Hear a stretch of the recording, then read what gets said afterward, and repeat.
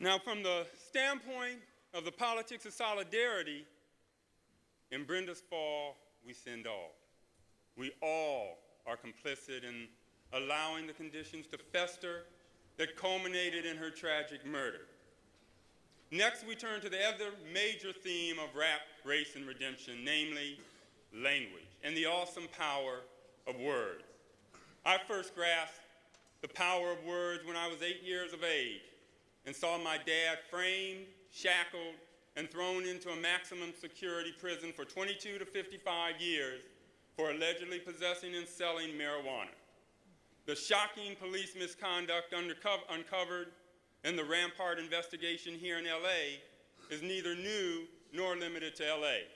It was visited on my dad for being a 6'8" barrel-chested uppity nigga in the 50s and 60s with the temerity to flout all the racial restrictions of his day.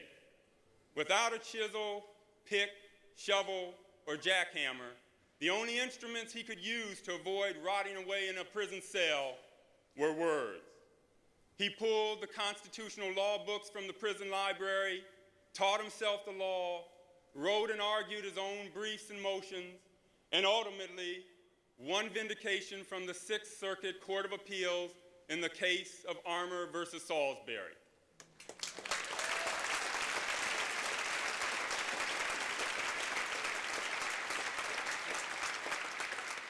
He found the key to his own jailhouse door in the warden's own law books. From his experience, I learned that words are acts with consequences. No one takes language more seriously than lawyers and legal scholars. In many other areas, mathematical formulas, equations, graphs, and tables do the lion's share of the work. In law, words, meanings, interpretations, applications, and verbal formulations reign supreme. Along with writers, poets, and rappers, we lawyers know that word work is sublime. In the words of Nobel laureate Toni Morrison, we die. That may be the meaning of our life, but we do language. That may be the measure of our lives. To show us how true that is, please help me welcome Maida de Valle.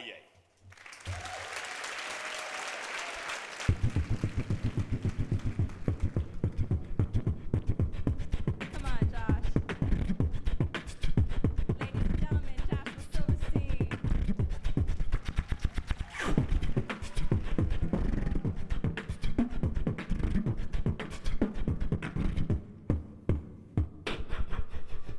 I remember somebody once said to me in a conversation, Puerto Ricans and Dominicans sound so uneducated when they speak Spanish, cutting off all those letters, it's so lazy. At least even the poorest, most uneducated Mexican can speak to you in proper Spanish. And I had nothing to reply with. Anger ate the words out my mouth and I swallowed back the acidic comeback, which consisted of something like, vete pa'l carajo, cabrón, but your verses I subvert. My comebacks come quicker now, mouth opens wide with retorts in defense of the inflections in my accent, in defense of the articulations of my cultural enunciations. In other words, I'm defending sounding like a damn Puerto Rican, and I got words doing Mary Lou Retton type flips off my tongue, slurring syllables, warring accents. Authenticity goes to shit. Spanglish slips off my lips, and I'm speaking in tongues, blending proper with street talk. Every day meets academic, bastardizing one language, creating new ones. Illegitimate unions between past and present give birth to shaky speech structures. Makes my expression easy and leaves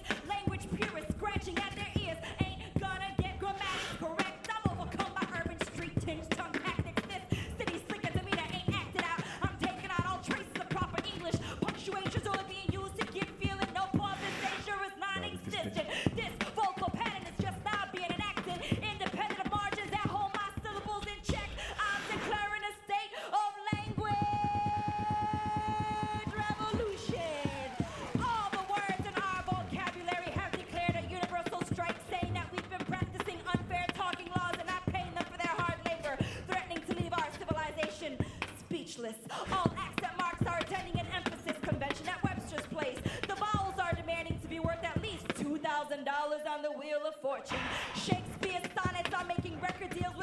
to be sung in rap form.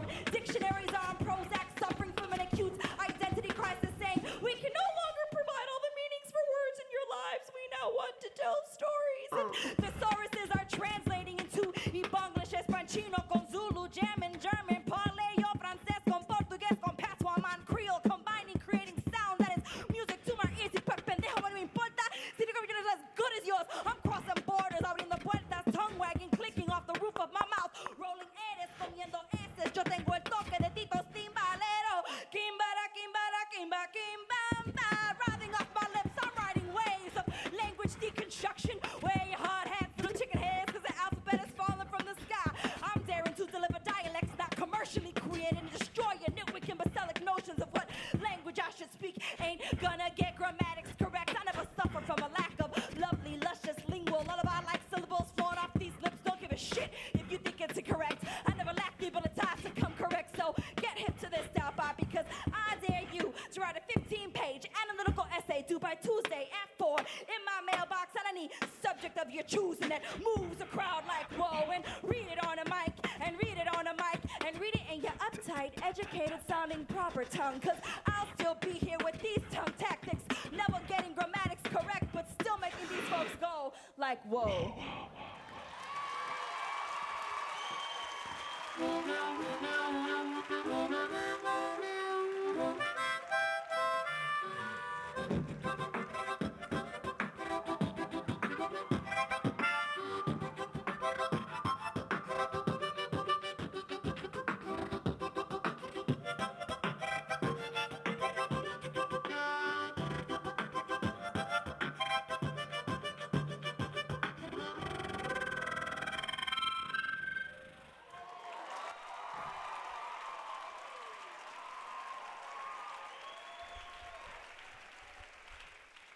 Can you remember?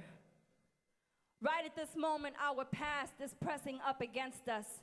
Pressure on our pores, we sweat till our present is soaked with the accumulation of choices and experience. There is no coincidence. See, we come coded for rebirth and remembrance.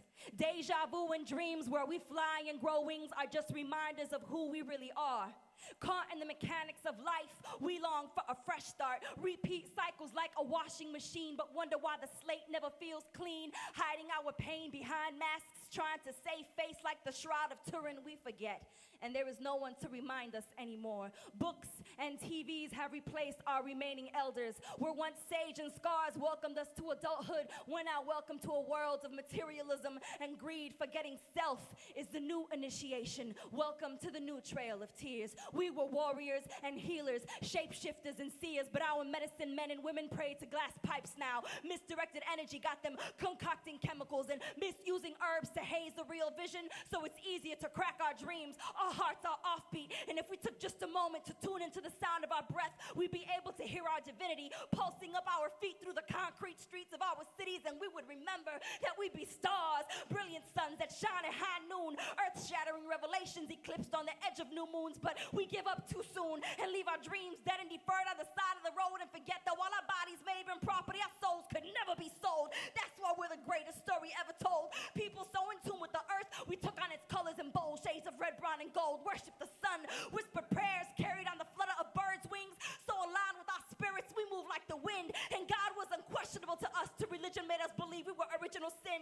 Now we spend lifetimes staring at our hands, searching for a lifeline. Encapsulated sun rays, trapped in so much self-doubt, we forget how to shine. That's why I sleepless these days, cause my soul's been speaking a rhyme. And I got to capture these words and shout them, cause I know it's a sign that my dreams are reminders, messages sent from the back of my mind with ancestors guiding me, telling me it's time for remembrance divine. See, it's their spirits give me the strength to be a Sangoma sister and soldier, turning me into the coldest winter ever. That's why my words tend to send chills up your spine, but don't sweat it. I'm not mistaking the stage for a pulpit. This is just the altar where I offer my ink and my words for the return of your memory. So every morning you look in the mirror, instead of confessing your sins, wipe your tears and remind yourself you're made in the image of him. Cause a real revolution won't begin with the shot of a gun. It'll start when each and every one of us remembers we're part of the reason there's a shine to the sun.